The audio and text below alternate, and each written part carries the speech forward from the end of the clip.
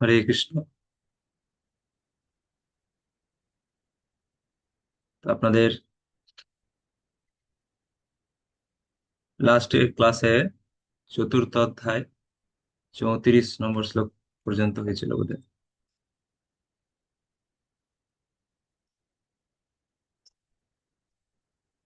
তদ্বিদ্ধি প্রণিপাতেন পরিপ্রশ্নেন সেবয়া উপদেক্ষন্তি তে জ্ঞানং জ্ঞানিনস্তত্ত্বদর্শিন।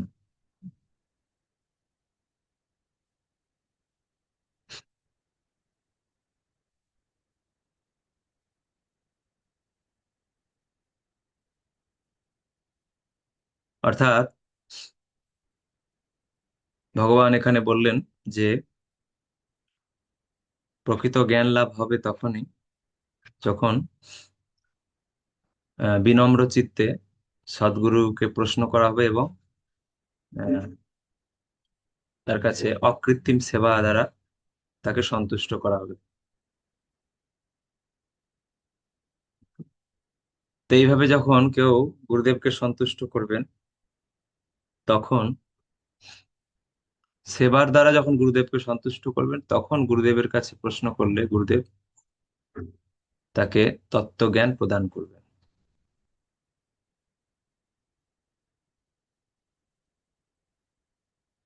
নচে তত্ত্বজ্ঞান লাভ করা সম্ভব নয়। তো অর্থাৎ এই যে নিষ্কাম কর্মযোগের জ্ঞান তিনি দিয়েছিলেন সূর্যদেবকে, চতুর্থ অধ্যায়ের প্রথম তিনি শুরু করেছিলেন, সূর্যদেবকে তিনি নিষ্কাম কর্মযোগের জ্ঞান দিয়েছিলেন। আর জ্ঞানের উদ্দেশ্য কি? ভগবান বললেন যে জ্ঞান কি জন্য লাভ করা হয়।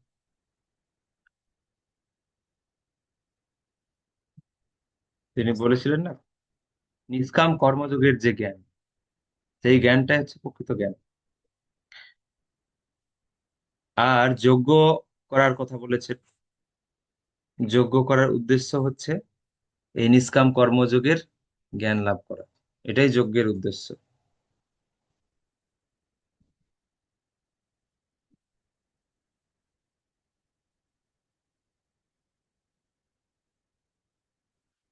সমস্ত কর্মই অবশেষে চিন্ময় জ্ঞানে পরিসমাপ্তি লাভ করে। 33 নম্বর শ্লোকে বললেন সমস্ত কর্মই অবশেষে চিন্ময় জ্ঞানে পরিসমাপ্তি লাভ করে। এটা হচ্ছে বিষয়। তো তাহলে নিষ্কাম কর্মযোগ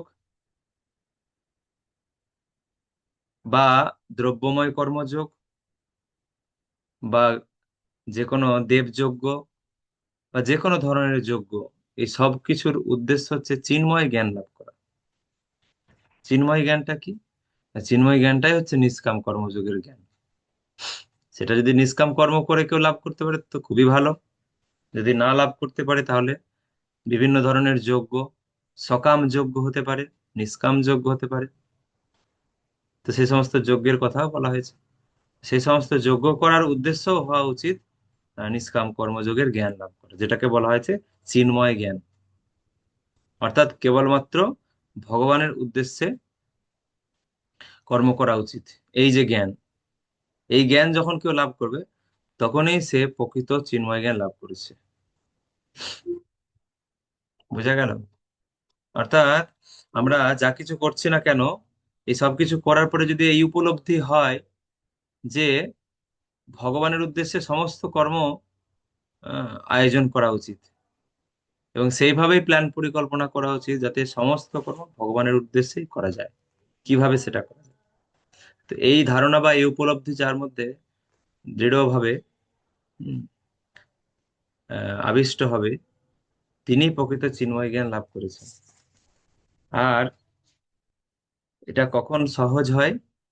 না, যখন কেউ বিনম্র চিত্তে অকৃত্রিম সেবার দ্বারা গুরুদেবের অকৃত্রিম সেবার দ্বারা গুরুদেবকে সন্তুষ্ট করবে। অর্থাৎ গুরুদেব যে সমস্ত উপদেশগুলো দিয়েছেন সেগুলোই জীবনের সর্বস্ব মনে করে যিনি সেবা করতে থাকবেন, তিনি খুব দ্রুত এই চিন্ময় জ্ঞান বা এই চিন্ময় উপলব্ধি লাভ করবেন।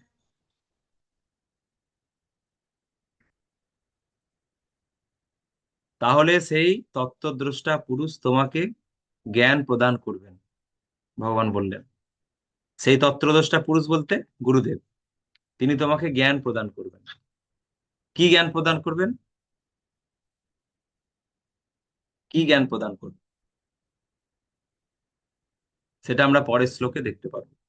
আমরা বুঝলাম যে নিষ্কাম কর্মযোগের জ্ঞান, ঠিক আছে, যে নিষ্কাম কর্মযোগ করা উচিত, ভগবানের উদ্দেশ্যে কর্ম করা উচিত, এটা একটা জ্ঞান। তো এর সাথে সাথে আর কি জ্ঞান লাভ করলে জীব শুদ্ধ হবে সম্পূর্ণরূপে, এই জড় জগতের বন্ধন থেকে মুক্ত হবে, সেই জ্ঞানটা কি? যজ্ঞাত্বা ন পুনর্মোহম এবং যস্য শ্রী পাণ্ডব যেন ভূতান্ন শেষানি দ্রক্ষ সাত্মন্নথ ময়ী। 35 নম্বর শ্লোক।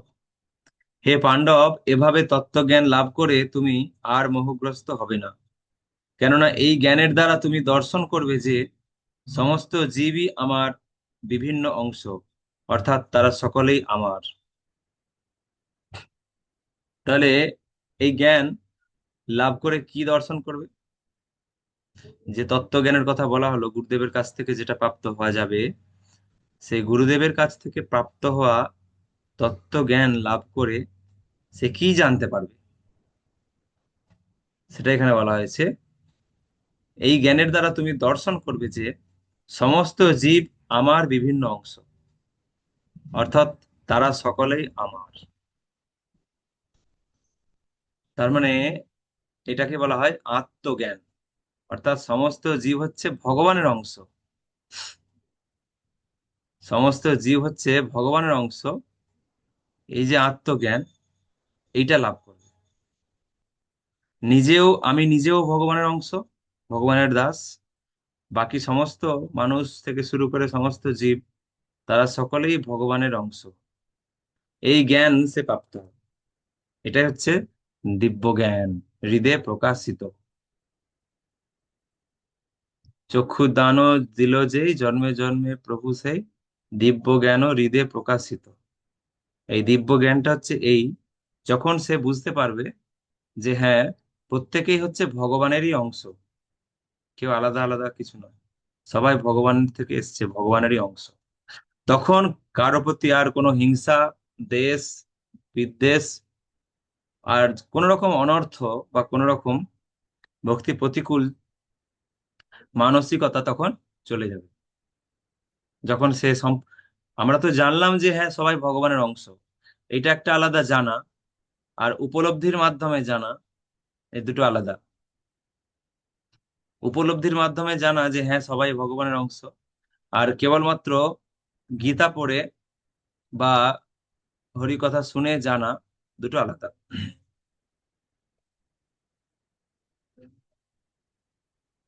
তো এই জ্ঞানটা, এই উপলব্ধিটাই গুরুদেবের কৃপায় প্রাপ্ত হওয়া যাবে। অর্থাৎ সে নিজেকে সম্পূর্ণ উপলব্ধি করবে যে আমি ভগবানের অংশ, আমি ভগবানের নিত্য দাস। আমি দেহ নই, আমি আত্মা। আমি দেহ নই, আমি আত্মা, এবং এই আত্মা হচ্ছে ভগবানের নিত্য দাস। এই উপলব্ধি তখনই হবে যখন গুরু সেবা সে নিরন্তর করতে থাকবে। গুরুদেবের কৃপা হলেই এই জ্ঞান লাভ করা যায়।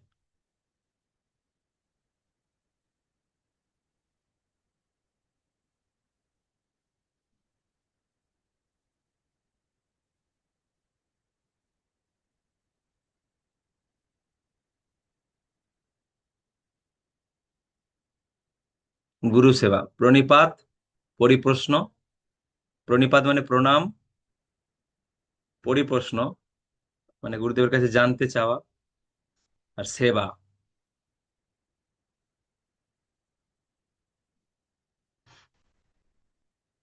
শাস্ত্রের প্রতি শ্রদ্ধাবান, তৎপর ও সংযত ইন্দ্রিয়।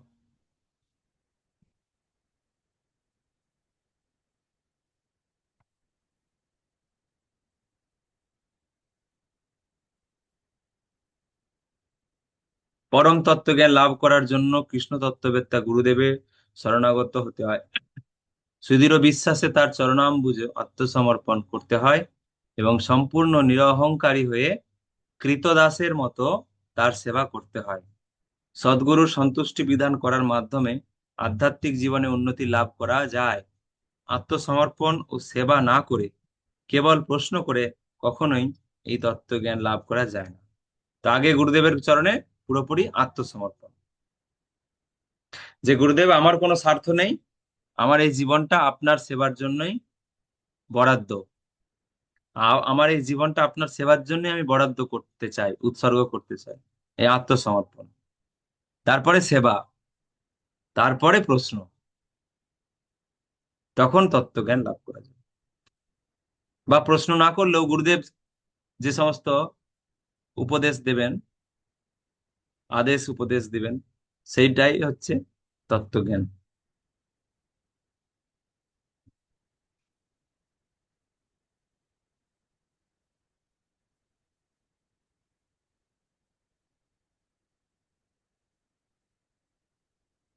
এরপরে হচ্ছে 36 নম্বর শ্লোক।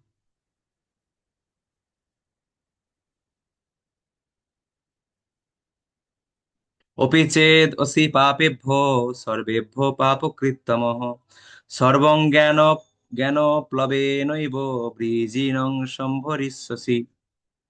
তুমি যদি সমস্ত পাপীদের থেকেও পাপিষ্ঠ বলে গণ্য হয়ে থাকো, তাহলেও এই জ্ঞানরূপ তরণীতে আরোহণ করে তুমি দুঃখের সমুদ্র পার হতে পারবে। তাহলে এই জ্ঞান লাভ করে সদ্গুরুর সেবার মাধ্যমে, সদ্গুরুর কাছে আত্মসমর্পণ করে তার সেবার মাধ্যমে এই যে জ্ঞান লাভ হবে, অর্থাৎ আমি ভগবানের নিত্য দাস এবং সমস্ত জীব ভগবানের নিত্য দাস, এই যে হৃদয় থেকে উপলব্ধি হবে। এই তত্ত্বজ্ঞান লাভ করে কি লাভ হবে, এই তত্ত্বজ্ঞান প্রাপ্ত হয়ে কি লাভ হবে, সেটা 36 নম্বর শ্লোক থেকে ভগবান বলছেন। যে যদি কারো একবার হৃদয় থেকে এই উপলব্ধি হয়ে যায় সদ্গুরুর কৃপায়, যে আমি হচ্ছে ভগবানের নিত্য দাস, তাহলে তার কি লাভ হবে, সেটা 36, 37, 38, 39 এই শ্লোকগুলোতে বলা হচ্ছে। 36 নম্বরে বলা হচ্ছে কি,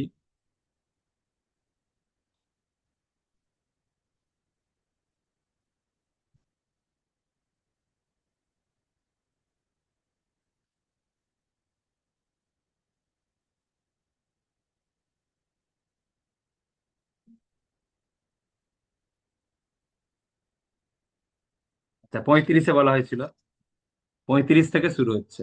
35-এ কি বলা হলো না, এই জ্ঞান লাভ হলে সে মোহমুক্ত হয়। এই শুদ্ধ পারমার্থিক জ্ঞান কেবল সদ্গুরুর কাছ থেকেই লাভ করা যায়। এই জ্ঞানের প্রভাবেই কেবল জীব, এই জ্ঞানের প্রভাবেই কেবল উম, জীব শ্রীকৃষ্ণের সমকক্ষ, এই মোহ থেকে মুক্ত হওয়া যায়। সাধারণত যারা অনেক জ্ঞানী, তারা অনেক জ্ঞান লাভ করে তারা মনে করে যে আমি হচ্ছে কৃষ্ণের সমতুল্য, আমিও ভগবান হতে পারি, এই বিভ্রান্তি হয়। তো এই যে জ্ঞান, এই শুদ্ধ পারমার্থিক জ্ঞান, এই জ্ঞান কেবল সদ্গুরুর কাছ থেকে লাভ করা যাবে। তখন সে নিজেকে আর শ্রীকৃষ্ণের সমকক্ষ মনে করবে না, তার ভিতরে আর কোনো মোহ থাকবে না, সমস্ত মোহ থেকে মুক্ত হবে সে। টাকা পয়সার প্রতি মোহ, সন্তান পরিজন আত্মীয় স্বজনদের প্রতি মোহ, ঐশ্বর্য ইত্যাদির প্রতি মোহ, বিভিন্ন ইন্দ্রিয় তৃপ্তি ভোগের প্রতি মোহ, কোনো ধরনের কোনো কিছু প্রতি মোহ তার মধ্যে থাকবে না, সমস্ত মোহ থেকে সে মুক্ত হবে। এটা কত নম্বরে হলো, 35 নম্বরে এটা বলা। হ্যাঁ, তুমি আর মোহগ্রস্ত হবে না, তুমি আর মোহগ্রস্ত হবে না, 35।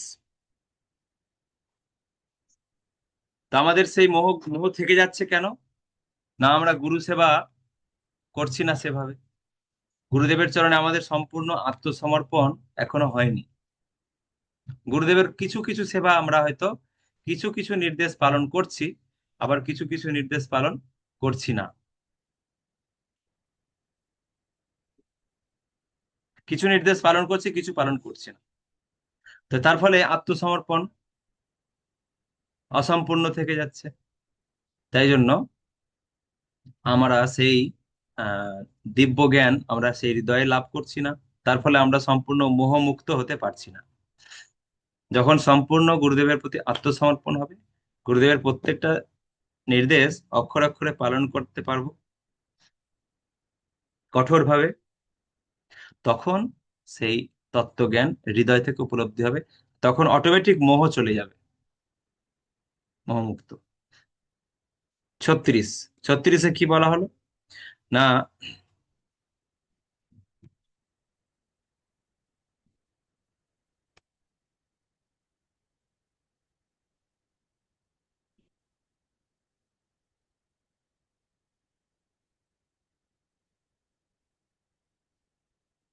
পাপ নষ্ট করে, সমস্ত পাপ নষ্ট করবে। তুমি যদি সমস্ত পাপীদের থেকেও পাপিষ্ঠ বলে গণ্য হয়ে থাকো, তাহলেও এই জ্ঞান রূপ তরণীতে আহরণ করে তুমি দুঃখ সমুদ্র পার হতে পারবে। তো বহু বহু জন্ম ধরে আমরা যে কত পাপ সঞ্চয় করেছি তার কি কোনো হিসাব আছে বলুন? কত পাপ আমরা সঞ্চয় করে আছি, তাই না? আমাদের আমাদের যে প্রোফাইল, মানে আমাদের যে আহ,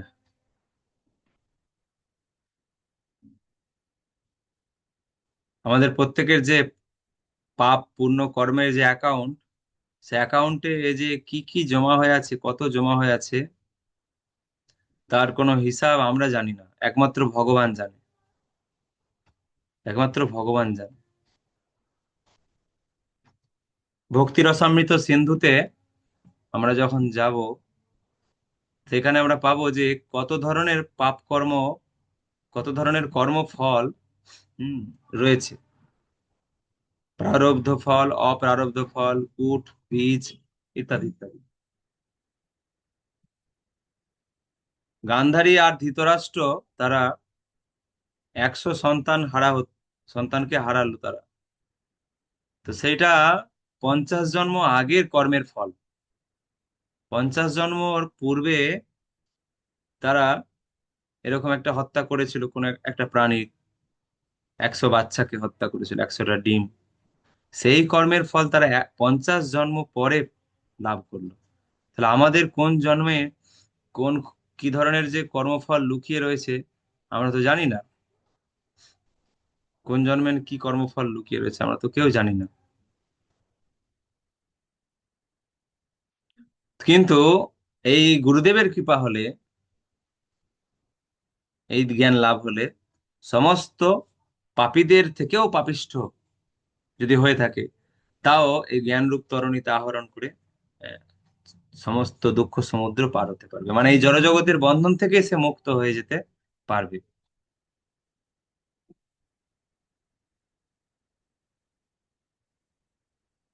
কি করে হলো এত?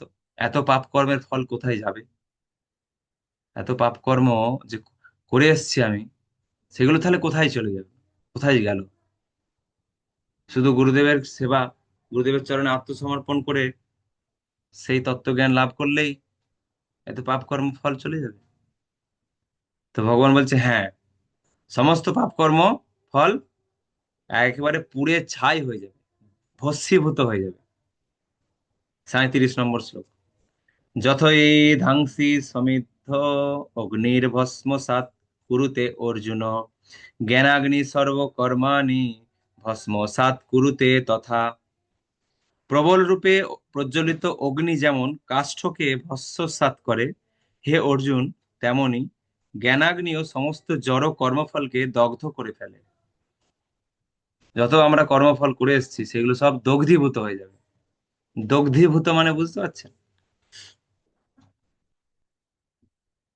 যেটা থেকে আর আর নতুন কোনো কোনো পাপের বাসনা জন্ম হয় না।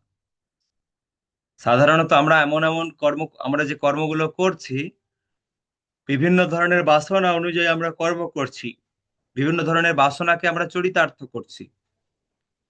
তো সেই বাসনা চরিতার্থ করার ফলে আমাদের আরো কর্ম বাসনা বেড়ে যাচ্ছে, নতুন একটা চাহিদা তৈরি হচ্ছে, আমাদের।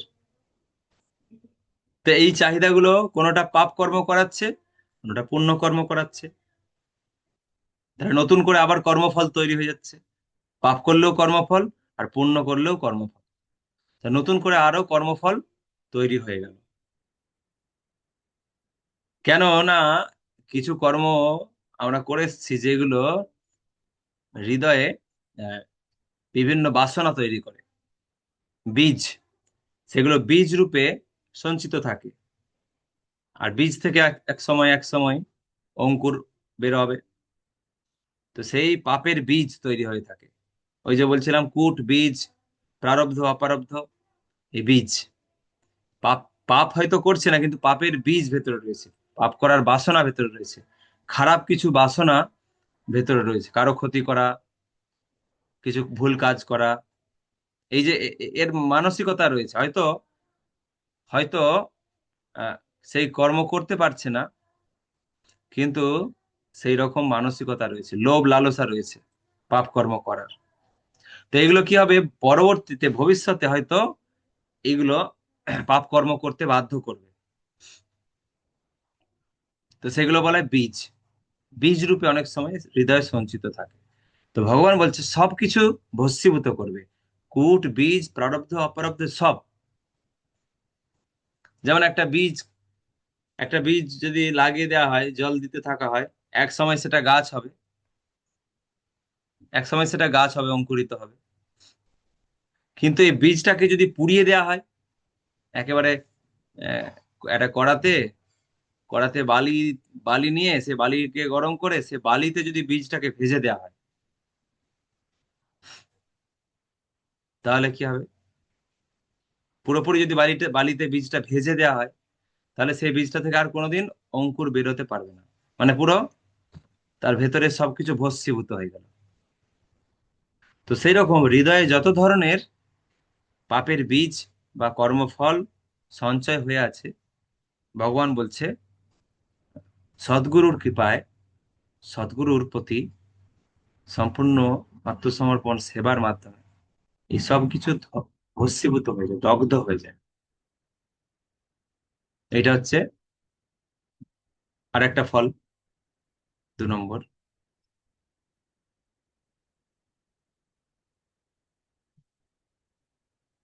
আর কি বলছে?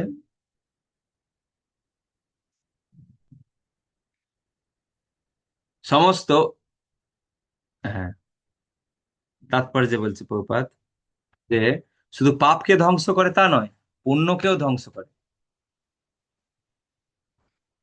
36-এ বললেন পাপকে ধ্বংস করে, 37-এ বলছেন সমস্ত জড় কর্মফলকে দগ্ধ করে ফেলে। জড় কর্মফল বলতে এখানে পুণ্য ফল, পুণ্য কর্মের ফল, জড় কর্মফল বা জড় ফল লাভ হবে। এই পুণ্যকেও ধ্বংস করে ফেলে।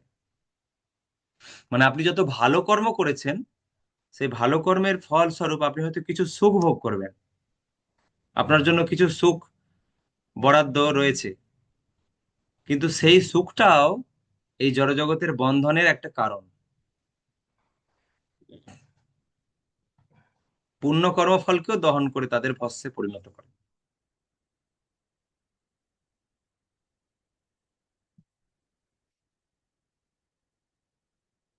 তাহলে পুণ্য, অনেকে বলে পুণ্য তো ভালো জিনিস, পাপ কর্ম না হয় কষ্ট পেতে হয় পাপ কর্ম করলে, কিন্তু পুণ্য কর্ম করলে তো কষ্ট পেতে হবে না। পুণ্য কর্ম করলে করা তো ভালো।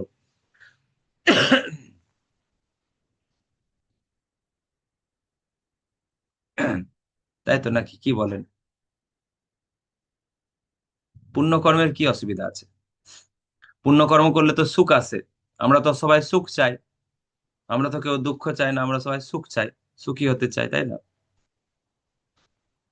তো সুখী হওয়ার জন্য আমরা সবাই সুখ চাই, তাহলে পুণ্যকর্ম করলে অনেক সুখ স্বাচ্ছন্দ্য আসবে।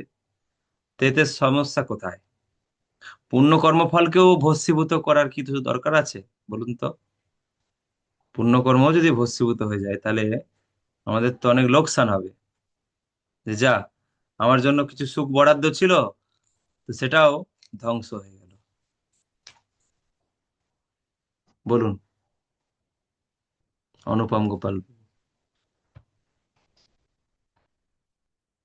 হরে কৃষ্ণ প্রভু, দণ্ডবত প্রণাম। পুণ্যকর্মের ফল হচ্ছে ক্ষণস্থায়ী। এটা স্বর্গ প্রাপ্তি হয়, কিন্তু স্বর্গে যাওয়ার পর পুণ্য ক্ষয়ের পর আবার এই মর্তলোকে ফিরে আসতে হয় এবং কষ্ট ভোগ করতে হয়। পূর্বফল হচ্ছে এই জড় জগতের বন্ধনের কারণ। তার পূর্বফল বিনষ্ট হয়ে যায়। হুম। তাহলে জড় জগতে আমাদের আবার বন্ধনে পড়তে হবে। যেমন যেমন যারা ছুটকা ছাটকা চোর, তাদেরকে একটা জেলখানায় ঢুকিয়ে দেওয়া হয়। ওই ধরুন ছোটখাটো কোনো জেলে ঢুকিয়ে দেওয়া হলো। সেই জেলে তাকে কষ্ট দেওয়া হচ্ছে, কারণ সে ছুটকা ছাটকা পাপ করেছে। জেলে ঢুকিয়ে দেওয়া হলো। আবার যারা বড় বড় নেতা, মন্ত্রী, তারা হয়তো অনেক ভালো কাজ করেছে, হয়তো সমাজের জন্য অনেক কিছু করেছে, দায়িত্ব নিয়েছে এতদিন ধরে, কিছু সমাজের দায়িত্ব নিয়ে তাদের অনেক সেবা করেছে, অনেক কিছু করেছে। তারা যখন কিছু অপরাধ করে তাদেরকে জেলে ঢুকিয়ে দেওয়া হয়। কিন্তু তাদেরকে জেলে ঢুকিয়ে দেওয়া হলেও সেই জেলের মধ্যে আবার একটা রঙিন টিভি থাকবে, সেই জেলের মধ্যে এসি থাকবে, সেই জেলের মধ্যে ভালো ভালো খাওয়া দেওয়া হবে তাকে, খাওয়া দাওয়া সব দেওয়া হবে, মোবাইল থাকবে, ওয়াইফাই কানেকশন থাকবে। এই জেলের মধ্যেও সবকিছু থাকবে, কিন্তু বেরোতে পারবে না, জেল থেকে বেরোতে পারবে না। বাকি সব ফেসিলিটি তাকে দেয়া হবে। আর যে ছুটকা ছাটকা চোর, ছিটকে চোর, তাকে জেলের মধ্যে ঢুকিয়ে দেওয়া হবে, কিন্তু এই ফেসিলিটি গুলো দেওয়া হবে না। তো বলুন তো, এটা কি ভালো? এই যে নেতাকে যে জেলে ঢুকিয়ে দেওয়া হলো, এটা কি কেউ চাইবে যে হ্যাঁ এরকম ভাবে থাকবো, আমিও এরকম ভাবে থাকবো? হোক যাবজ্জীবন, হোক কারাদণ্ড, 14 বছর কি 15 বছর 20 বছর হোক, এর মধ্যে আমি থাকবো এইভাবে। সব ফেসিলিটি তো পেয়ে যাবো, খাওয়া দাওয়া সবকিছু। কে আছেন হাত তুলুন তো দেখি যে হ্যাঁ আমি থাকবো এর মধ্যে। এরকম জেলে যদি আমাকে ঢুকিয়ে দেওয়া হয়, আমি থাকতে রাজি আছি। কেউ আছে হাত তুলুন।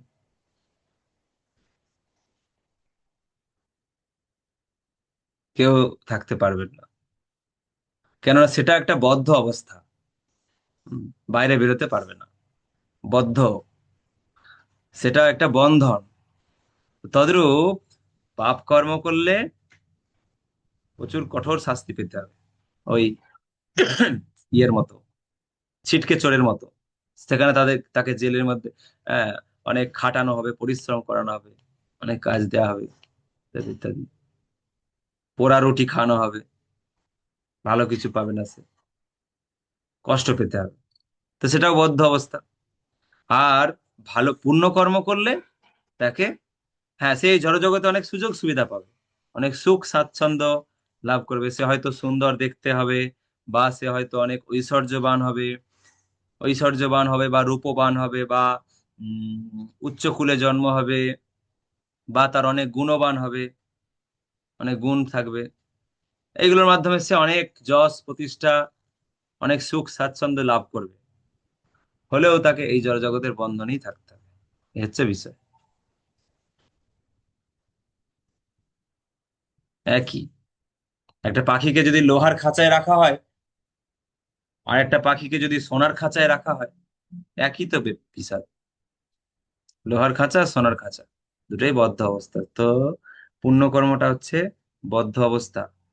এটাও পরবর্তীতে আবার বদ্ধ হবার একটা আহ ফাঁদ, পুণ্যকর্ম। তো সেই জন্য পুণ্যকর্ম মাধ্যমে যখন মানুষ সুখ পায়, সে ভক্ত হোক আর সাধারণ মানুষ হোক, সাধারণ মানুষ হোক অথবা ভক্তই হোক না কেন, যখন সে খুব সুখে থাকে, তখন ভগবানকে ভুলে যায়। কিছুটা তো ভগবানকে ভুলে যাবেই।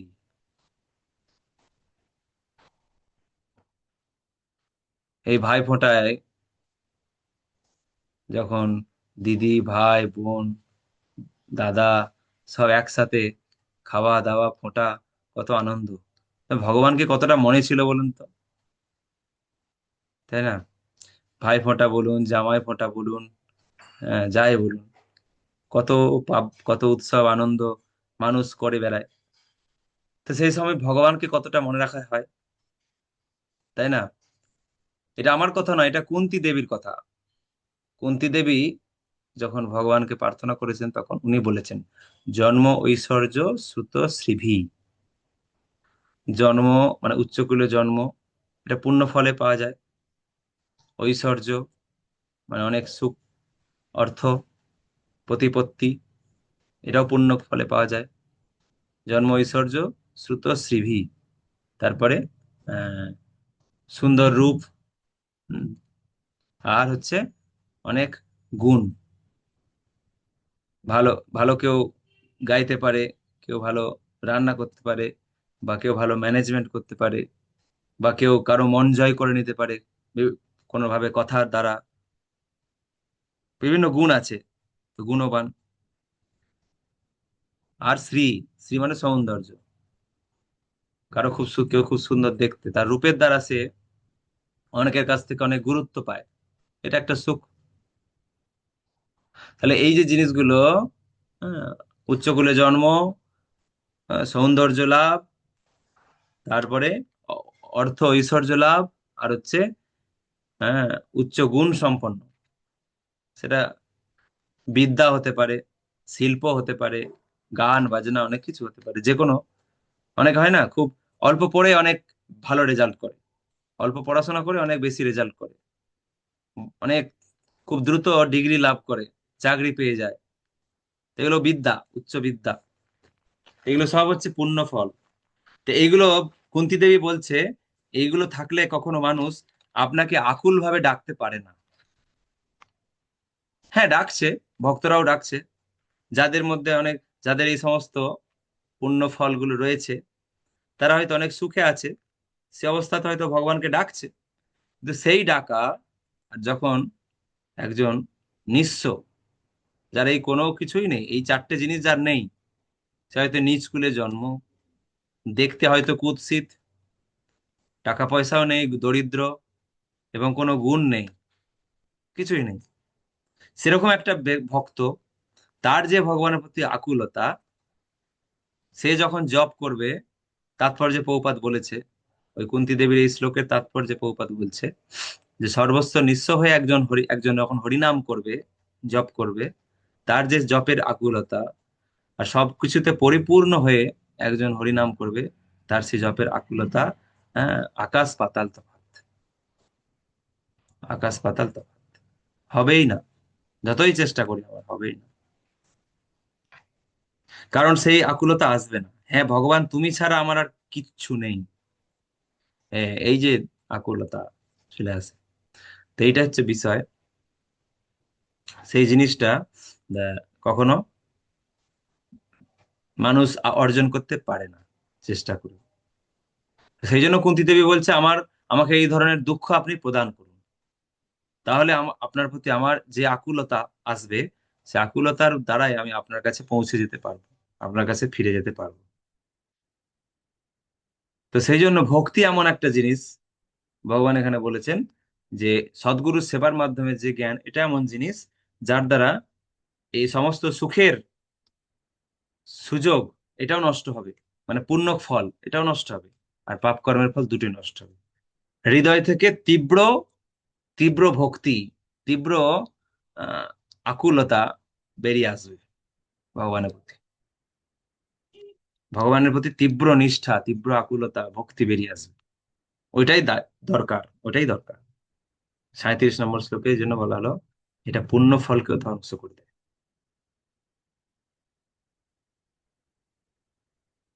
তো যখন কোনো ভক্ত ভক্তির দ্বারা অনেক জাগতিক সুখ সুবিধা পাচ্ছে, ভক্তি করার ফলে অনেক জাগতিক সুখ সুবিধা পাচ্ছে, অথচ কৃষ্ণ প্রেমটা বাড়ছে না, মানে কৃষ্ণের প্রতি ভক্তি,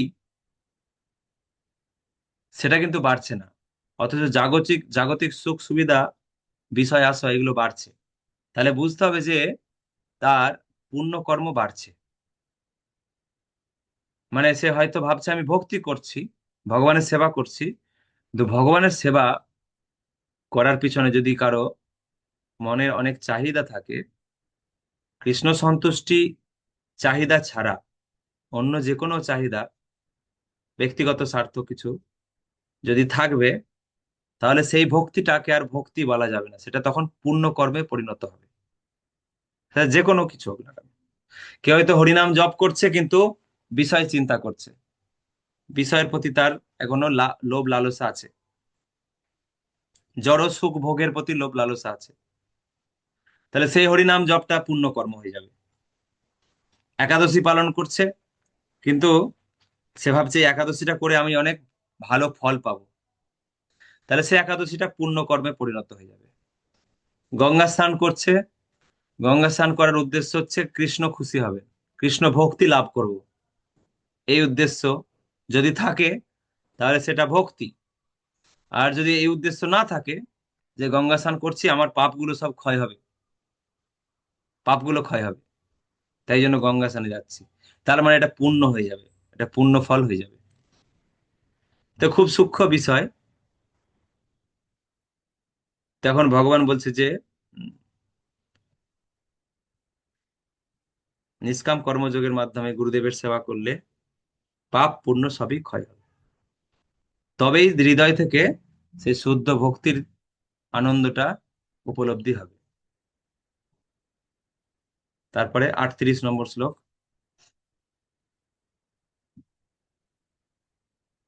নহি জ্ঞানেন সদৃশং পবিত্রম ইহ বিদ্যতে তৎ স্বয়ং যোগ সংসিদ্ধ কালেনাত্মনি বিন্দতি।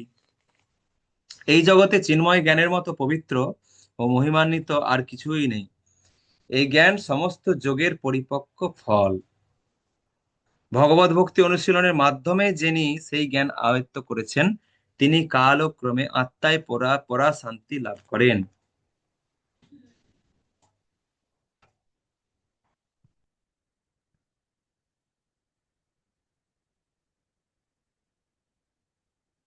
তাহলে 38 নম্বর শ্লোকে কি বলা হচ্ছে, না শান্তি লাভ হয়, পরা শান্তি লাভ হয়। এই জ্ঞান যিনি লাভ করেছেন তাকে আর অন্যত্র শান্তির অন্বেষণ করতে হয় না, কেননা তিনি তার অন্তঃস্থলে নিত্য শান্তি উপভোগ করেন। দেখুন, আমরা সুখ শান্তির জন্য অন্যকে দায়ী করি, তাই না? বাইরের দিকে তাকাই যে আমাকে বাহ্যিক কোনো জিনিস সুখী করবে বা শান্তি দেবে। না, এখানে ভগবান বলছে তিনি তার অন্তঃস্থলে নিত্য শান্তি উপভোগ করেন। যার হৃদয়ে সবসময় শান্ত, হৃদয়ে শান্তি রয়েছে, সে আর বাইরে শান্তির আশা করবে না। বাইরে বজ্র বিদ্যুৎ বিস্ফোরণ হয়ে যাক না কেন, পৃথিবীর ধ্বংস হয়ে যাক না কেন, সে হৃদয় থেকে যদি সে শান্তি থাকে তার, তাহলে তার আর অন্যত্র শান্তির অন্বেষণ করতে হয় না। আমরা এদিক ওদিক সেদিক চারিদিক শান্তির অন্বেষণ করছি কেন? কারণ আমাদের হৃদয়টা অশান্ত। কৃষ্ণ ভক্তির দ্বারা আমরা হৃদয়ে শান্তি পাচ্ছি না, তাই জন্য বাইরে আবার আমরা শান্তির অন্বেষণ করি।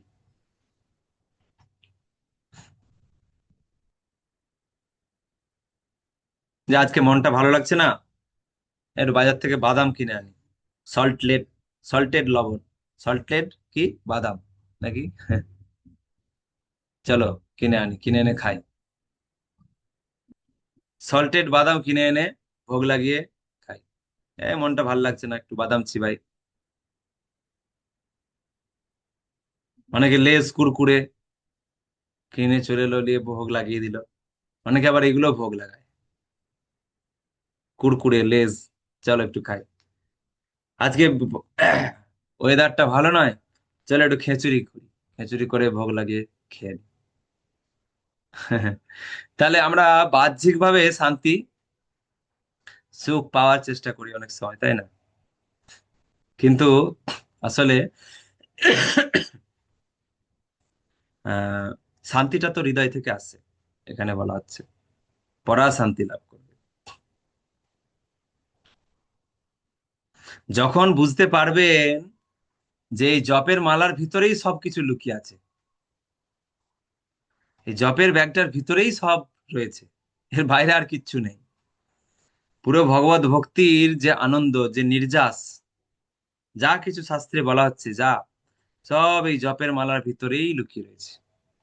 এইটা যখন উপলব্ধি হবে তখন বুঝতে হবে যে হ্যাঁ, তাহলে সঠিক উপলব্ধিটা হয়েছে। ভক্তিবিনোদ ঠাকুর নাকি সরস্বতী গোস্বামী ঠাকুর প্রভুপাদ মাটির তলায় জপ করতেন, 10 ফুট গর্ত করে সেই মাটির তলায় বসে জপ করতেন। বুঝতে পারছেন? বুঝে গেছেন যে জপের মালার ভিতরেই সব রয়েছে। তারপরে বাকি সময়টা তার গুরুদেবের সেবা, তার গুরুদেব, কারণ গুরুদেব বলে দিয়েছে এটাই হচ্ছে সব থেকে বড় সেবা। তারপরে বাকি সেবা, 16 মালা জপ, গুরুদেব দীক্ষার সময় বলে দিয়েছে এটা হচ্ছে প্রথম সেবা। নিষ্ঠা সহকারে 16 মালা জপ অনুশীলন করা, তারপরে বাকি 4টে নিয়ম পালন, বাকি সেগুলো তো আছেই। প্রচার, গ্রন্থ প্রচার, নামহট্ট প্রচার, বাড়ির কর্তব্য, দায়িত্ব, সংসারের দায়িত্ব পালন ইত্যাদি সবকিছু আছে। কিন্তু প্রথম হচ্ছে 16 মালা জপ, কমপক্ষে, কমপক্ষে। তো তাহলে কেউ যখন এটা বুঝতে পারবে যে এর ভেতরেই, এই 16 মালা জপের ভেতরেই সমস্ত শান্তি লুকিয়ে আছে, সে যদি এই শান্তিটা উপভোগ করতে পারে, তখন তাকে আর অন্য কোনো বাহ্যিক ভাবে শান্তির অন্বেষণ করতে হয় না। সেই জন্য অনুবাদে ভগবান কি বললেন, অনুবাদে বলা হলো আহ, ভগবত ভক্তি অনুশীলনের মাধ্যমে এই জ্ঞান আয়ত্ত করা যাবে। তাই এই জ্ঞান আয়ত্ত করা যাবে কি করে? ভগবত ভক্তি অনুশীলনের মাধ্যমে। সদ্গুরু যেমন বলে দিয়েছেন সেইভাবে ভক্তি অনুশীলন করার মাধ্যমে এই জ্ঞান আয়ত্ত হবে। হঠাৎ করে হবে না, একদিনে হবে না। কালেন, কালেন আত্মনি বিন্দতি, অর্থাৎ কাল ও ক্রমে আত্মায় পরাশান্তি লাভ করবে। একদিন জব করে বললেন না আমার মনটা ঠিক ভালো হলো না কেন, মনটা আনন্দ হচ্ছে না কেন, হবে না। কোটি কোটি জন্ম ধরে জব করিনি তো আমরা, তাই না? একদিন চেষ্টা করলাম জোরে জোরে হরে কৃষ্ণ কৃষ্ণ কৃষ্ণ হরে হরে, অনেক চেষ্টা করলাম, আবার ঘুম এসে গেল, ঢুলেই পড়লাম। কত চেষ্টা করে হয়তো 16 মালা জপটাকে উদ্ধার করলাম, তো কই আনন্দ হলো না তো। বলছে কালক্রমে আত্মায় পরাশান্তি লাভ হবে। হ্যাঁ, একদিন হলো, চেষ্টা করলাম, অনেকটা চেষ্টা হলো, আবার সে যেখানে শেষ করেছিলাম পরের দিন আবার সেখান থেকে শুরু, আবার চেষ্টা করতে, শুনে শুনে জপ করা, উচ্চ স্বরে শুনে শুনে বসে জপ করা। এই যে যেমন অনেকে ঘুরে ঘুরে ক্লাস করছে, আমি দেখতে পাচ্ছি, অনেকে চলাফেরা করছে, ঘুরছে ফিরছে, কত কি সামলাচ্ছে, ব্যবসা সামলাচ্ছে কেউ কেউ। হ্যাঁ, তো জবটা তো এইভাবে হবে না। জবটা কি এইভাবে হবে? জবটা এইভাবে করলে তাতে কিছু লাভ হবে না।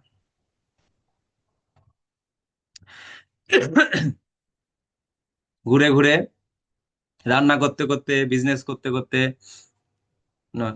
কারণ এটা হচ্ছে সব থেকে বড় সেবা, মেন সেবা। বলছে গুরুদেবকে সব থেকে অল্প, সব থেকে বেশি খুশি করা যায়, সব থেকে বেশি সন্তুষ্ট করা যায় কোন সেবার দ্বারা? না, হরিনাম জপ সেবার দ্বারা। বাকিগুলো তো রয়েছে, কিন্তু দুঃখের বিষয় আমরা এই সেবাটাকেই গুরুত্ব দিই না।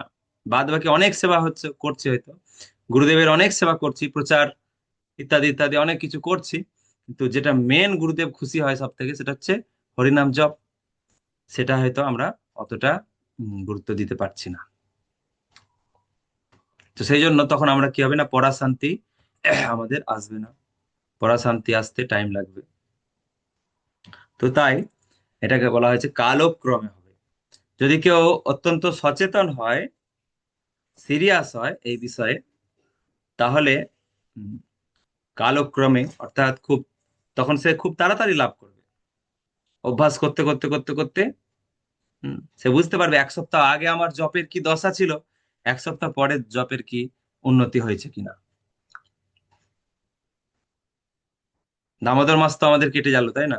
প্রায় কেটে গেল দামোদর মাস। তো 1 মাস দামোদর মাস পালন করলাম আমরা, অনেক অনেক তপস্যা, খাওয়া দাওয়া তপস্যা অনেক কিছু অনেকে করলাম, কিন্তু জবের কি উন্নতি হয়েছে?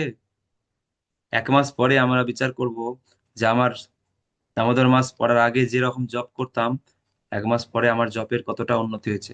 কতটা জপ করতে আমার ভালো লাগছে, আনন্দ হচ্ছে, বা জপ জপের মালাটা নিয়ে বসতে ইচ্ছা করছে, নাকি মালাটা দেখলেই গায়ে জ্বলে যাচ্ছে। ওহ, এই হচ্ছে জপের মালা, এটাই যত জ্বালা, নাকি? তো আমাদের উপলব্ধি হবে যে মালাটা দেখলে ভালো লাগছে, ও কখন, আর এখন যদি একটু বসে জব করা যেত তাহলে কত আনন্দ হতো। কিন্তু অন্য কাজগুলো আছে বলে করতে পারছি না। তো এরকম কি হচ্ছে যে কাজগুলো তাড়াতাড়ি শেষ করে একটু জব করতে বসে যায়। তো এটা হচ্ছে মানে জবের প্রতি লোভ। যেমন এই পরিস্থিতি যখন এসে যাবে, তাহলে বুঝবো হ্যাঁ দামোদর মাস পালন করে আমার তাহলে উন্নতি হয়েছে। যদি হরিনামের প্রতি ভালোবাসা বৃদ্ধি হয়েছে, তাহলে বুঝতে পারবো দামোদর মাস পালন সার্থক হয়েছে। তো এটা ধীরে ধীরে লাভ হয়।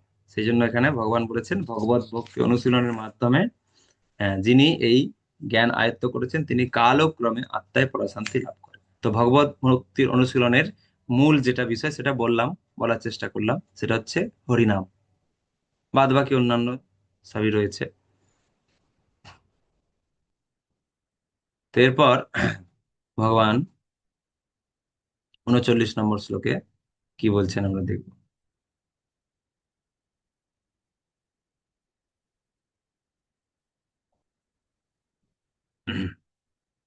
পরবর্তী ফল, শ্রদ্ধাবান লভতে জ্ঞানং তৎপর সংযতেন্দ্রিয়, জ্ঞানং লব্ধা পরাং শান্তিম অচিরেনাধিগচ্ছতি। সংযতেন্দ্রিয় ও চিন্ময় তত্ত্বজ্ঞান লাভে তৎপর শ্রদ্ধাবান ব্যক্তি এই জ্ঞান অর্জন করেন। সেই দিব্য জ্ঞান লাভ করে তিনি অচিরেই পরাশান্তি প্রাপ্ত হন। ওই যে সংযতেন্দ্রিয়, ইন্দ্রিয় সংযত, আর কি চিন্ময় তত্ত্বজ্ঞান লাভে তৎপর। তৎপর মানে খুব অ্যাক্টিভ, যে হ্যাঁ আমাকে এই পর্যায়ে যেতেই হবে, আমাকে এই স্তরে বসে থাকলে হবে না চিরকাল, আমাকে এর থেকে উপরে উঠতেই হবে, এই তত্ত্বজ্ঞান আমাকে লাভ করতেই হবে। তৎপর, অ্যাক্টিভ।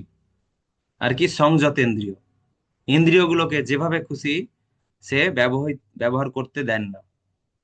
ইন্দ্রিয়গুলোকে তিনি যেভাবে খুশি মনের মধ্যে, মনের যা ইচ্ছা হলো তাই করতে দেন না।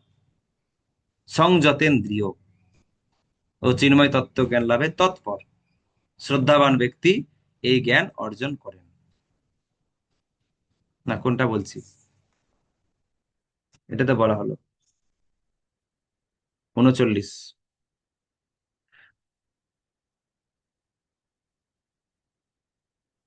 এবার 40।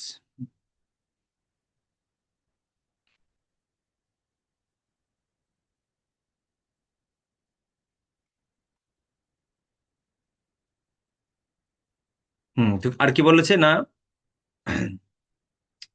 সংশয়, সংশয় নাশ হয়, সংশয় নাশ হয়, এটা 40 নম্বর শ্লোকে বলা হবে। এখানে একটু গন্ডগোল আছে। 38 39 লেখা আছে, কিন্তু এটা হবে 40।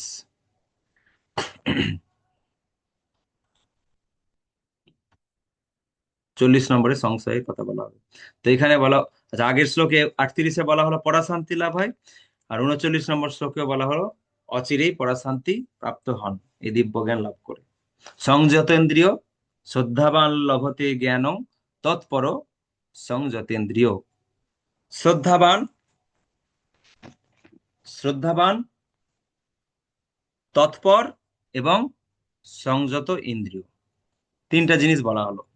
এই দিব্য জ্ঞান লাভ করার যে যোগ্যতা, এই দিব্য জ্ঞান লাভ করার যোগ্যতা হিসাবে এই শ্লোকে তিনটা জিনিস বলা হলো। এক হচ্ছে শ্রদ্ধা, শ্রদ্ধাবান। দুই হচ্ছে উম, আহ, চিন্ময় জ্ঞান লাভে তৎপর। আর তিন হচ্ছে ইন্দ্রিয় সংযত। এই তিনটা জিনিস যদি কারো থাকে, তাহলে সে দিব্য জ্ঞান লাভ করবে। গুরুদেবের সেবা করছে কিন্তু ইন্দ্রিয় চঞ্চল। অনেক অনেক দেখা যাচ্ছে এই যে গুরুদেবের সেবার সঙ্গে আহ সরাসরি যুক্ত আছে, কিন্তু কিছুদিন পরে অনেক সময় হয় গুরুদেবের একান্ত সেবক, গুরুদেবের সেবা টিম সেই সেবা টিমের মধ্যে হয়তো কোনো ভক্ত হয়তো দেখা গেল গৃহস্থ হয়ে গেল কিছুদিন পরে, হতেই পারে। গুরুদেবের যে আহ, একান্ত সেবক যারা, তাদের মধ্যে হয়তো কেউ কেউ এরকম হয়, গৃহস্থ হয়ে গেল গেরুয়া কাপড় থেকে। গুরুদেবকে জিজ্ঞেস করলো যে গুরুদেব, আমি গৃহস্থ হতে চাই। তো গুরুদেব তো না বলবে না, ঠিক আছে, গৃহস্থ হতে ইচ্ছা আছে। তো কেন না, গুরুদেবের সেবা করলেও ইন্দ্রিয় হয়তো সংযত হয়নি, চঞ্চল আছে মন, সেই জন্য গুরুদেবের সেবা থেকে বহির্মুখ হয়ে যাচ্ছে। এটাও হয় অনেক সময়। আমরা কোন কথা, এক গুরুদেবের এত কাছে থেকে এত সেবা করেও হয়, আমাদের কি কথা। গুরুদেবের একান্ত সেবক যারা, তাদের অধঃপতনটা দেখা যাচ্ছে চোখে, কিন্তু আমরা তো গুরুদেবের সেবা কখনো করছি কখনো করছি না, অবহেলা করছি, কেউ দেখতে পাচ্ছে না। আমাদের মন কখনো স্থির কখনো চঞ্চল, কেউ দেখতে পাচ্ছে না। তো এখানে বলা হচ্ছে যে সংযত ইন্দ্রিয়, মন যদি স্থির না হয় তাহলে হয় না, হবে না। গুরুদেবের সেবাতে মন স্থির হতে হবে, সংযত ইন্দ্রিয়। কখনো কখনো মনে হলো যে গুরুদেবের সেবা করলে হবে, তো অসংযত মন। আর কি শ্রদ্ধাবান, প্রভুপাদ তাৎপর্যে বলছেন,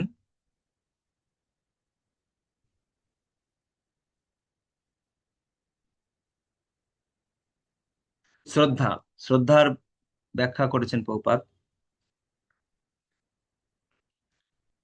শ্রদ্ধার ব্যাখ্যা করতে গিয়ে বলেছেন যে শ্রদ্ধা মানে কি, শাস্ত্রের প্রতি শ্রদ্ধা। আমরা বলি ভগবানের প্রতি শ্রদ্ধা, কিন্তু অ্যাকচুয়াল শ্রদ্ধা মানে হচ্ছে শাস্ত্রের প্রতি শ্রদ্ধা। সুদৃঢ় বিশ্বাসের সঙ্গে ভগবান শ্রীকৃষ্ণের প্রতি শ্রদ্ধাবান, তিনি কেবল কৃষ্ণ ভবনামৃতির এই জ্ঞান লাভ করতে পারেন। শ্রদ্ধাবান তাকেই বলা হয় যিনি বিশ্বাস করেন যে কেবল কৃষ্ণ ভক্তি সাধন করলেই সমস্ত কর্ম সুসম্পন্ন হয়। তো সেটা কোথায় বলা আছে? না শাস্ত্রে বলা আছে। কৃষ্ণ ভক্তি সাধন করলেই সমস্ত কর্ম সুসম্পন্ন হয়, সেটা কোথায় বলা আছে? শাস্ত্রে। তাহলে শাস্ত্রের প্রতি তার শ্রদ্ধা, বৈদিক শাস্ত্র ও তার অনুগামী শাস্ত্রের কি নিন্দা করা, তাই না? 4 নম্বর নামাপরাধ। তাহলে শাস্ত্রের প্রতি যার শ্রদ্ধা থাকবে, সেখান থেকে তার শ্রদ্ধাটা শুরু হয়। আমরা পড়েছি, শ্রদ্ধা শব্দে বিশ্বাস কহে, সুদৃঢ় নিশ্চয়, কৃষ্ণ ভক্তি কইলে সর্বকর্ম কৃত হয়। তো তাহলে শ্রদ্ধাটা শুরু হয় কোথা থেকে? না শাস্ত্রের প্রতি বিশ্বাস থেকে। আর শ্রদ্ধাটা শেষ হয় কোথায়? শ্রদ্ধাটা কখন সম্পূর্ণতা লাভ করে? শ্রদ্ধাটা কখন পূর্ণ হয়? না যখন গুরুদেবের বাক্যের প্রতি বিশ্বাসটা দৃঢ় হয়, তখন বুঝতে হবে যে শ্রদ্ধাটা তার সম্পূর্ণ হয়েছে। কোনো মানুষ ধরুন ভক্তিপথে যুক্ত হলো, তার শাস্ত্রের সম্পর্কে, শাস্ত্রের প্রতি একটা তার বিশ্বাস এসছে, গীতার প্রতি বিশ্বাস এসছে, ভগবানের প্রতি বিশ্বাস এসছে। তো তখন সে, তার শ্রদ্ধাটা শুরু হলো। এই শ্রদ্ধা অনুযায়ী সে ভক্তি যোগ অনুশীলন করতে শুরু করলো, করতে করতে গুরুদেবের চরণে আত্মসমর্পণ করে দীক্ষা হলো।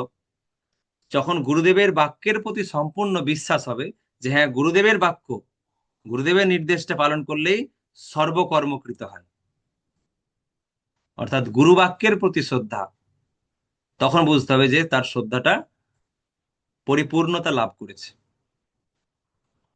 তো সেই জন্য বলা হয় শ্রদ্ধাটা শুরু হয় শাস্ত্রের প্রতি বিশ্বাস থেকে, আর শ্রদ্ধাটা পরিপূর্ণ হয় গুরু বাক্যের প্রতি বিশ্বাস থেকে। তো এটাই বলা হয় এখানে শ্রদ্ধাবান বলা হয়েছে যে, এটা হচ্ছে বিষয়।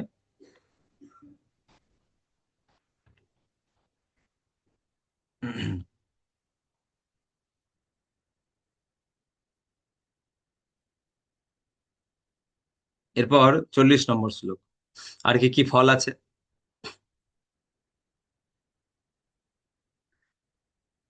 এই সব তত্ত্বজ্ঞান লাভ করার ফল আর কি কি রয়েছে।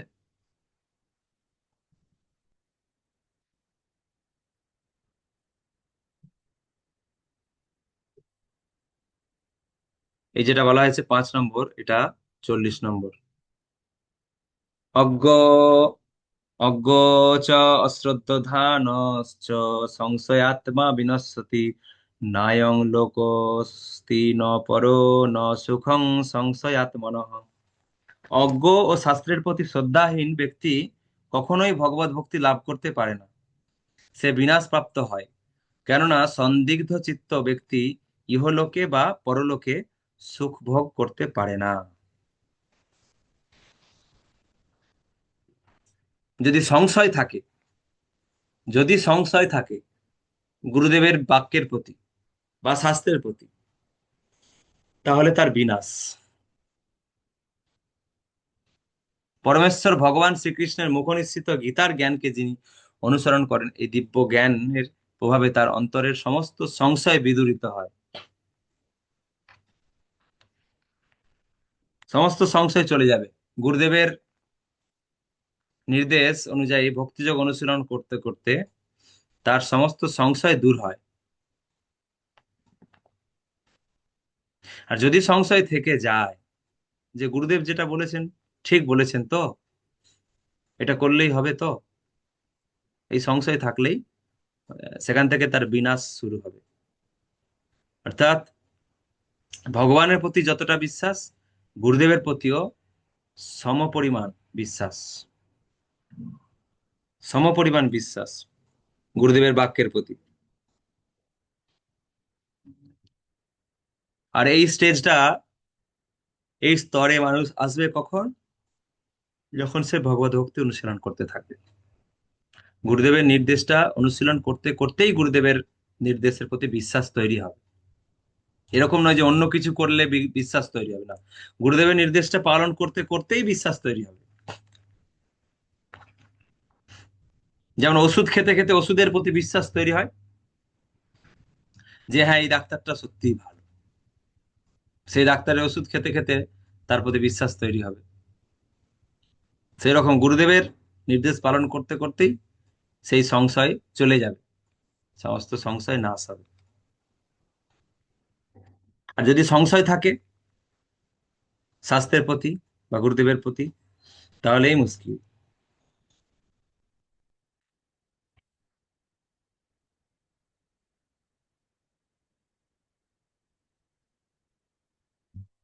সে একটা ছাগলের গল্প ছিল না?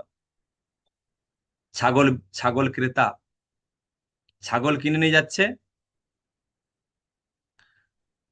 বাজার থেকে ছাগল কিনে নিয়ে যাচ্ছে। আর গ্রামের কয়েকজন মানে অসৎ প্রকৃতির লোক, তারা জানতে পেরে গেছে যে ও ছাগল কিনে নিয়ে যাচ্ছে। তো তারা রাস্তায় দাঁড়িয়েছে, যে রাস্তা দিয়ে সে ছাগল কিনে নিয়ে নিয়ে ফিরে আসবে, সেই রাস্তায় অনেকটা দূরে, 1-2 কিলোমিটার দূরে, দূরে দূরে তারা দাঁড়িয়েছে, দাঁড়িয়ে তার যুক্তি করে নিয়েছে। তো সে ছাগল কিনে নিয়ে এসে যখন ফিরে আসছে, তখন সে প্রথম ব্যক্তির সঙ্গে দেখা, বলছে কি ব্যাপার, বাজার থেকে ভেড়া কিনে নিয়ে যাচ্ছেন কেন? তখন বলছে দূর, আমি তো ছাগল কিনে নিয়ে যাচ্ছি, ভেড়া কেন হবে? তখন বলছে তুমি তো ভেড়াই কিনে নিয়ে যাচ্ছ, তুমি ছাগল কি দেখছো? ভেড়া কিনে নিয়ে যাচ্ছ, সেটা ছাগল দেখছো? বলছে কেন, এটা ভেড়া কেন হবে? আমি দোকানে ছাগলের বাজারে গিয়ে ছাগল কিনে নিয়ে এসেছি। বলছে তোমার ভুল হচ্ছে, এটা ভেড়া। তখন ভাবলো যে না, ও আমাকে বোধহয় বোকা বানাচ্ছে। আচ্ছা, বলে তার কথা কোনো হম তোয়াক্কা করলো না, এগিয়ে চললো। এগিয়ে হাঁটতে হাঁটতে হাঁটতে হাঁটতে আবার একজনের সঙ্গে দেখা। সে বলছে কি দাদা, সকাল সকাল ভেড়া কিনে নিয়ে কোথায়, এই ভেড়া নিয়ে কোথায় যাচ্ছেন? মাঠে চড়াবেন নাকি? বলছে, আরে কি মুশকিল, সে আবার তার সঙ্গে যেটা ছিল সে তাকে দেখছে, যেটা সত্যি ছাগল তো নাকি ভেড়াই বটে। দেখছে না, এটা তো ছাগল নিয়ে যাচ্ছে আমি, তোমরা এটাকে ভেড়া বলছো, কি ব্যাপার? বলছে না, ভুল হয়েছে, তোমাকে ঠকিয়েছে, তোমাকে নির্ঘাত ঠকিয়েছে। ছাগল কিনে নিয়ে যা, তুমি ছাগল বলে তোমাকে ভেড়া দিয়ে দিয়েছে।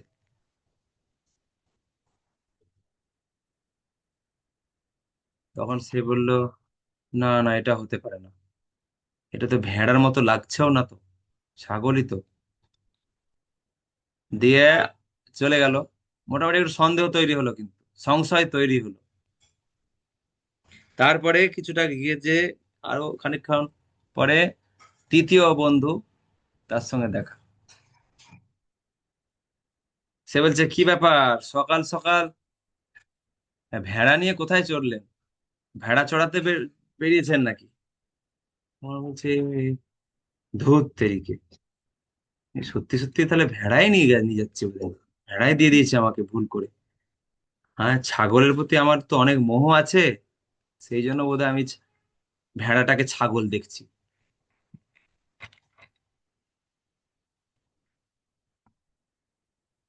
এই যেমন হয় না, কি বলে, এই যে গোপালের লীলাতে আমরা দেখছি, গোপালকে ধরে ফেলেছে, মাখন চুরি করছিল, গোপালকে ধরে ফেলেছে কোনো এক গোপী, হাতে ধরে গোপালকে নিয়ে যাচ্ছে, বেটা চল, আজকে তোর মজা দেখাবো। মা যশোদা খুব বলতো যে, মাখন চুরি, আমার ছেলে মাখন চুরি করে না, তোমরা সব ভুল বলছো, আজকে আমি দেখাবো তার ছেলে মাখন চুরি করেছে কি। বলে গোপালকে ধরে নিয়ে যাচ্ছে। নিজেতে নিজেতে তার সঙ্গে তার ছেলেও ছিল, নিজের ছেলেও ছিল। গোপাল কি করেছে, নিজের হাতটাকে ছাড়িয়ে তার ছেলের হাতটাকে ধরিয়ে দিয়েছে, টানতে টানতে নিয়ে যাচ্ছে, সেটা আর খেয়াল নেই। সামনে মা যশোদার ঘরে গেছে, গিয়ে বলছে, মা যশোদা দেখো, আজকে তোমার ছেলেকে একদম হুম, হাতে নাতে ধরেছি। তখন মা যশোদা বলছে, কাকে ধরেছো? বলছে, কেন, তোমার ছেলে লালা? সে কোথায় লালা? সে তো আমার ঘরে খই খাচ্ছে। মানে? তখন নিজের হাতে হাতে ছেলেটাকে দেখছে, এটা নিজের ছেলে, কোথায় গোপাল? তো তখন এই কথাটা বলছে, বলছে আসলে তোমরা আমার গোপালের নামে দোষ দিতে দিতে এমন হয়েছে, নিজের ছেলে, নিজের ছেলেকেও গোপাল বলে ফেলছে। হুম, নিজের ছেলেকে গোপাল বলে ভুল করছে। তো সেই রকম আর কি, সে ভেবেছে যে আমার ছাগলের প্রতি আমার তো খুব মোহ, এই জন্য ভেড়াটাকে আমি ছাগল বলে সত্যি ভুল করে নিয়ে চলে এসেছে, আমাকে ঠকিয়ে দিয়েছে। যা, এই ভেড়াটাকে নিয়ে আর কি করব। ভেড়াটাকে ছেড়ে দিয়ে পালিয়ে গেছে। তখন সেই তিন বন্ধু তারা যুক্তি করলো, ব্যাস চল, ছাগলটাকে নিয়ে আবার সেই মার্কেটে বিক্রি করি, করে হাজার হাজার টাকা লাভ হয়ে যাবে। তো তাহলে এই যে ছাগলের সম্পর্কে আইডিয়া না থাকার ফলে তার সংশয় হয়ে গেল ছাগলের প্রতি, তার ফলে সে ছাগলটা হারালো, সংশয় আত্মা বিনশ্যতি। এই বলার উদ্দেশ্য হচ্ছে এই, যে শাস্ত্র, সাধু গুরু শাস্ত্র, সাধু গুরু শাস্ত্র, এর প্রতি সম্পূর্ণ বিশ্বাস থাকা দরকার। অন্য কেউ কোনো কিছু বুঝিয়ে দিল, ভুল কিছু ব্যাখ্যা শুনিয়ে দিল, গুরুদেব যেটা নির্দেশ দিয়েছে সেটা, সেটাকে তখন মনে হবে যেন এটা এটা ঠিক নেই, এটাকে আরো আপডেট করা দরকার। অনেক সময় হয়, অন্য কোনো প্রবচন শুনলেন আপনি, ইউটিউবে অনেক প্রবচন, অনেক আহ, সম্প্রদায়ের উম, ভাগবত প্রবচক আছে, তাদের কাছ থেকে অনেক ধরনের প্রবচন শুনে আপনার নিজের গুরুদেবের যে নির্দেশ, তার প্রতি অনেক সময় সংশয় হয়ে যায়, যে ওনারা তো ঠিক বলছে, ওনারা তো বেশ সুন্দর কথা বলছে, ওই সম্প্রদায়ের অমুক ব্যক্তি, অমুক প্রবক্তা, অমুক বাবাজি, অমুক গুরু, ওরা তো ঠিকই বলছে, আমাদের গুরুদেব শুধু কিরকম কিরকম যেন, এগুলোতে ঠিক আনন্দ হচ্ছে না, ওইটা করি, ওইটা করলে ভালো হবে। অনেক সময় হয়, নিজের গুরুদেবের প্রতি সংশয় হয়ে যায়, নিজের যে সংস্থা, নিজের যে গুরু পরম্পরা, নিজের গুরুদেব প্রভুপাদ গুরুবর্গ তাদের প্রতি অনেক সময় সংশয় চলে আসতে পারে, খুব সাবধান। তাহলে বিনশ্বতি। শাস্ত্রের প্রতি বিশ্বাস বা গুরুবাক্যে বিশ্বাস একই জায়গায় থাকা দরকার। গুরুবাক্যের প্রতি যদি সংশয় এসে যায় যে আমার গুরু ঠিক নয়, আমার পৌপাদের নির্দেশগুলো ঠিক যেন রুক্ষ সূক্ষ্ম, রস নেই, রস কস নেই যেন পৌপাদের কথায়, পৌপাদের তাৎপর্যগুলো যেন রস নেই, কৃষ্ণ ভক্তিতে রস পাওয়া যাচ্ছে না, মনে হতে পারে, খুব সাবধান। এর মধ্যে সব কিছু রয়েছে, সমস্ত উপলব্ধি, শাস্ত্রের সমস্ত নির্যাস রয়েছে, কিন্তু টাইম লাগবে, বিশ্বাসটা আসতে টাইম লাগবে, সেজন্য ধৈর্য ধারণ করে এগিয়ে যাওয়া উচিত, কখনোই যেন আহ সংশয় না চলে আসে। এটাই ভগবান বলছেন, সংশয় আত্মা বিনশ্বতি। সংশয় এসে গেছে মানেই তার অধঃপতন শুরু হবে। তো এটা একটা ফল, যে তার সমস্ত ধরনের সন্দেহ সংশয় নষ্ট হবে। এরপর 41, যোগ সংন্যস্ত কর্মণাং জ্ঞান সংচ্ছিন্ন সংশয়ম আত্মবশবন্তং ন কর্মাণি নিব নিবধ্নন্তি ধনঞ্জয়। হে ধনঞ্জয়, যিনি নিষ্কাম কর্মযোগের দ্বারা কর্মফল ত্যাগ করেন, জ্ঞানের দ্বারা সংশয় ছেদন করেন এবং এভাবে আত্মার চিন্ময় স্বরূপ অবগত হন, তাকে কোনো কর্মই আবদ্ধ করতে পারে না।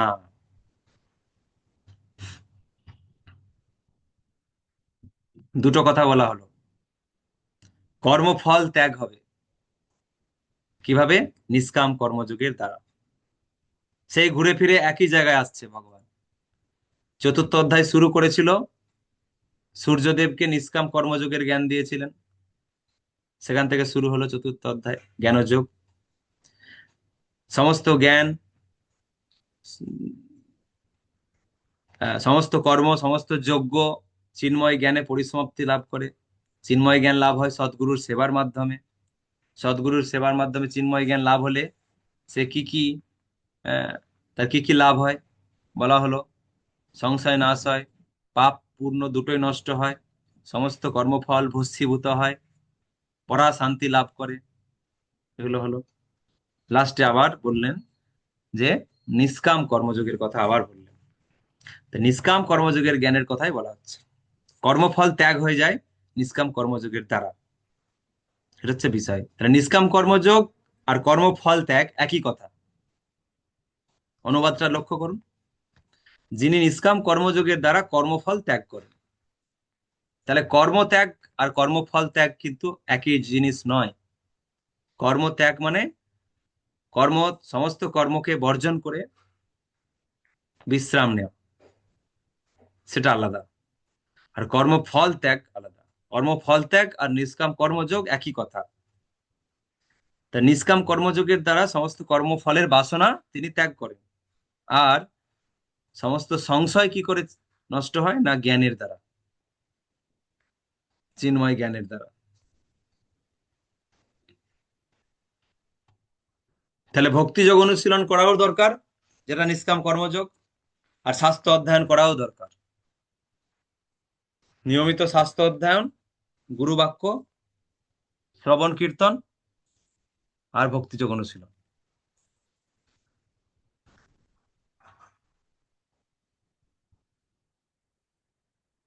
এইভাবে ভগবান অর্জুনকে পুনরায় নিষ্কাম কর্মযোগের কথা বললেন।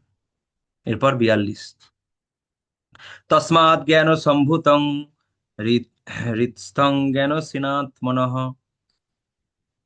চিত্বৈনং সংশয়ং যোগমাতিষ্ঠ ভারত। অতএব তোমার হৃদয়ে যে অজ্ঞান প্রসূত সংশয়ের উদয় হয়েছে, তা জ্ঞানরূপ খড়গের দ্বারা ছিন্ন করো। হে ভারত, যোগাশ্রয় করে তুমি যুদ্ধ করবার জন্য উঠে দাঁড়াও। হৃদয়ে যে অজ্ঞানতা চলে এসছে, সেই সংশয় চলে এসছে, এই সংশয়কে তুমি জ্ঞানরূপ খড়গের দ্বারা ছিন্ন করো। হে ভারত, যোগাশ্রয় করে তুমি যুদ্ধ করবার জন্য উঠে দাঁড়াও। এইভাবে ভক্তিযোগ অনুশীলন করার মাধ্যমে তাকে আহ ভগবান যুদ্ধ করতে বলছেন এই শ্লোকে। যুদ্ধ করাটাও ভক্তিযোগ অনুশীলন, যুদ্ধ করাটাও নিষ্কাম কর্মযোগ, ভগবান বোঝালেন। দেখুন, কর্ম, কর্ম যদি ভগবানের উদ্দেশ্যে করা হয়, হম, সেই কর্মটা ভক্তি। ভগবান এখানে বললেন যে যোগাশ্রয় করে তুমি যুদ্ধ করো। কেউ বলতে পারে যে যুদ্ধ করতে বলছে ভগবান। হ্যাঁ, ন্যায় যুদ্ধ, ধর্মযুদ্ধ, ভগবানের সন্তুষ্টি বিধানের জন্য যুদ্ধ করলে, এবং সব থেকে বড় কথা ভগবান নির্দেশ দিচ্ছেন, ভগবান নির্দেশ দিয়েছেন, তো সেইভাবে যদি যুদ্ধও করা হয় সেটাও ভক্তিযোগ ছাড়া অন্য কিছু নয়। হরে কৃষ্ণ। আজকে এখানেই শেষ করব আমাদের ক্লাস। পরবর্তী ক্লাসে আমরা পঞ্চম অধ্যায় থেকে শুরু করব।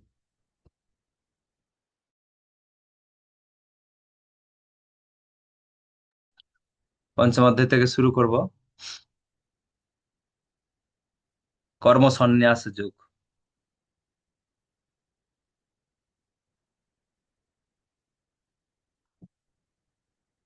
কারণ এই যে 1 থেকে 6 অধ্যায়, এটা কর্মশটক, সেই জন্য এখানে কর্মের প্রাধান্য বেশি। নিষ্কাম কর্মযোগ, এটাই এই 6টা অধ্যায় জুড়ে হম নিষ্কাম কর্মযোগকে গুরুত্ব দেওয়া হবে, কারণ এটা হচ্ছে কর্মশটক।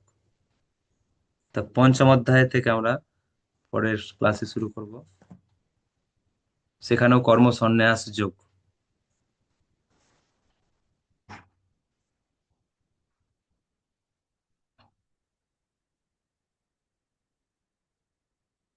পরের ক্লাস 29 তারিখ, বুধবার।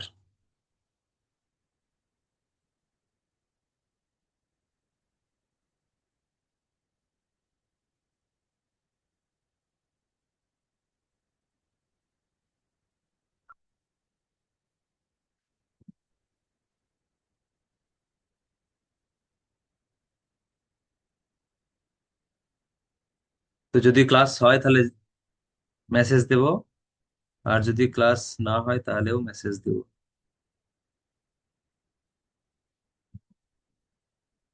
কারণ প্রোগ্রাম তো পড়ে গেছে বিভিন্ন রকম, বড় বড় প্রোগ্রাম পড়ে যাচ্ছে।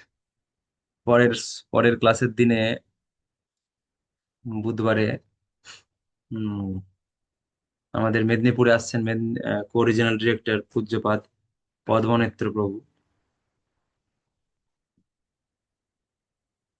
অনুষ্ঠান রয়েছে, তো সেই জন্য পরের ক্লাসটা কি হবে আমি এখনো কনফার্ম বলছি না, মেসেজ দিয়ে জানিয়ে দেবো।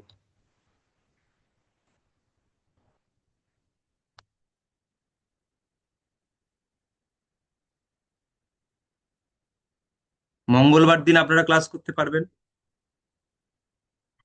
আগামী মঙ্গলবারে ক্লাস করতে পারবেন কি? তাহলে আমার সুবিধা হয়।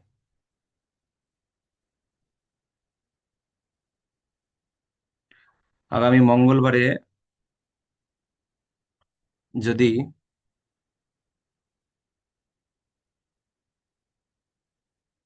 4:30টায় ক্লাস করা হয়, তাহলে বুধবারের পরিবর্তে মঙ্গলবারে যদি 4:30 থেকে 6টা, 1.5 ঘন্টা, আজকে যেমন 1.5 ঘন্টা করলাম, এইভাবে মঙ্গলবারে যদি ক্লাসটা হয় তাহলে খুব ভালো হয়।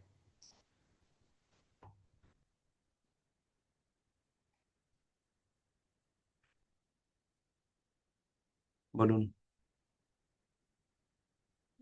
হরে কৃষ্ণ প্রভু, দণ্ডবত প্রণাম। হ্যাঁ, কোনো। হ্যাঁ, বলছি প্রভু, এই মাসটা আসলে দীপদানের জন্য আমি তো হুম। ভগবানের জন্য একটু রন্ধন করি। তো সেই জন্য প্রায় দিনই রন্ধন এখন মানে লাস্টের দিকে যত আসছে, তত একদম মানে ফুল চলছে দুবেলা, সকালে রাত্রিতে 2 বেলাই। হুম। তো সেই জন্য মঙ্গলবারে আমার একটু অসুবিধা আছে, মঙ্গলবার দিন একটা রন্ধন আছে, এরকম এবার আসলে সব হ্যাঁ, দিন। এই মাসে শেষের দিকে চাপ তো আরো বাড়ছে। আমারও প্রোগ্রাম আছে 6:30 থেকে। আমার প্রোগ্রামটা 6:30 থেকে আমি মানে করবো আর কি, একটু পিছিয়ে দেবো, সেই জন্য 6টা অবধি ক্লাসটা রাখছি। তো আপনারা যদি যেহেতু যারা আমি যারা পারবেন না, তারা তাহলে হ্যাঁ, ইয়েতে রেকর্ডিংটা শুনবেন, আর কি করা যাবে। কারণ আজকেও একটা program আছে, তারা বেদম ফোন করছে যাওয়ার জন্য এইখানে। হুম তো হুম, আজকে একটা এই রন্ধনটার জন্য তাদেরকে করতে বলেছি, যে তোমরা করবে, আমি লাস্টে। গাছ থেকে খুন্তিটা নেড়ে দিবে। তো একটু অ্যাডজাস্ট করুন, তাহলে সুবিধা হয়। যারা একেবারেই পারবেন না, তারা ক্লাসের রেকর্ডিংটা একটু শুনে নেবেন, আর কি পাইবে। তাহলে কি হবে, ক্লাস, নাহলে ক্লাস অনেক পিছিয়ে যাচ্ছে। হরে হ্যাঁ কৃষ্ণ। দণ্ডবত প্রভু। হ্যাঁ, প্রণাম। বলছিলাম প্রভু, মঙ্গলবারে একটু রাতের দিকে ক্লাস করলে কেমন হয়? 8টা থেকে রাতের সাড়ে দিকে? 9টা। সে হ্যাঁ, কি কিন্তু এখন রাতে? দামোদর মাস তো, আমরাও তো প্রোগ্রামে সব জায়গায় যাই, তাহলে আমাদের তো প্রোগ্রাম বন্ধ হয়ে যাচ্ছে। হ্যাঁ, তাহলে আগে তখন আগে যেটা সমস্ত ভক্তরা যেটা মনোনীত করবে সেটাই ঠিক আছে। হ্যাঁ হ্যাঁ, ওই জন্য আগে আনছি আর কি, 4:30 থেকে 6টা। বা যদি হ্যাঁ, বলেন যে 4টা থেকে 5:30, তাও অসুবিধা নেই। হুম আচ্ছা, রেকর্ডিং শুনে কাজ চালিয়ে নেবো আর কি। হুম হুম। প্রসন্ন ঠিক আছে। গিরিধারী প্রভু।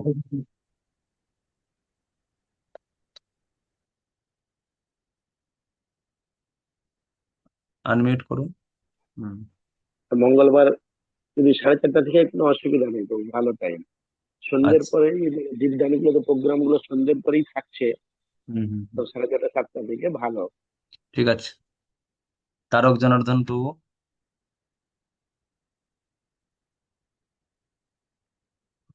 হ্যাঁ, বলছি ধন্যবাদ, প্রণাম করছি। হুম।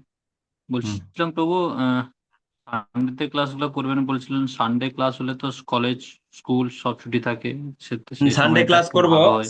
সানডে ক্লাসটা এই দামোদর মাস কাটলে তারপরে করবো, কারণ সানডে, এখনই যদি সানডে ক্লাস শুরু করে দিই, বিকাল থেকে সব প্রোগ্রাম থাকছে তো, সকালে জব টব সাধন ভজন সব, আহ, এমনি সানডে ক্লাস করলে ওই দিনকে বন্ধ হয়ে যাবে। আর সন্ধ্যাতেও দীপদান থাকছে, যার ফলে সাধনার ক্ষতি হবে বলে অনেকে বলছে এই মাসটা কেটে গেলে সানডেতে সকালে করবো। দামোদর মাসটা কেটে গেলে আমরা সানডে সানডে সকালে করব, অসুবিধা নেই। হুম। সানডে সানডে স্যাটারডে তো এগুলোতে কলেজ এগুলো ছুটি থাকে, হুম এরকম দিনে। হুম হুম। ঠিক ঠিক ঠিক। তাহলে আগামী ক্লাস মঙ্গলবার, বিকাল 4:30, হ্যাঁ। যারা যারা আজকে ক্লাসে আসেনি জানিয়ে দেবেন। অনেকে ক্লাসে নেই, কেন, কি ব্যাপার? 36 জন মাত্র।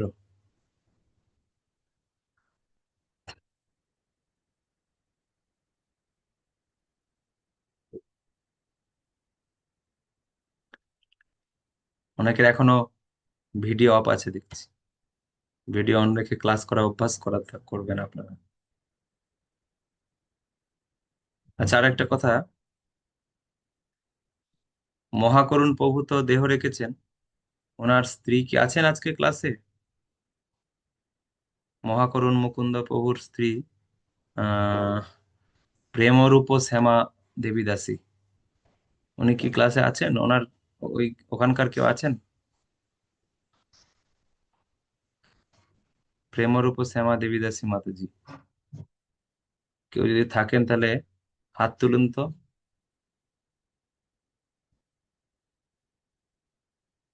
কারণ উনি গ্রুপ থেকে, হোয়াটসঅ্যাপ গ্রুপ থেকে লেফট হয়ে গেছে, আমি দেখলাম। তো উনি কি ক্লাস ক্লাস করছেন না, নাকি কোর্স থেকে বেরিয়ে গেছেন, নাকি কোর্সে আছেন, সেটা আমি বুঝতে পারছি না।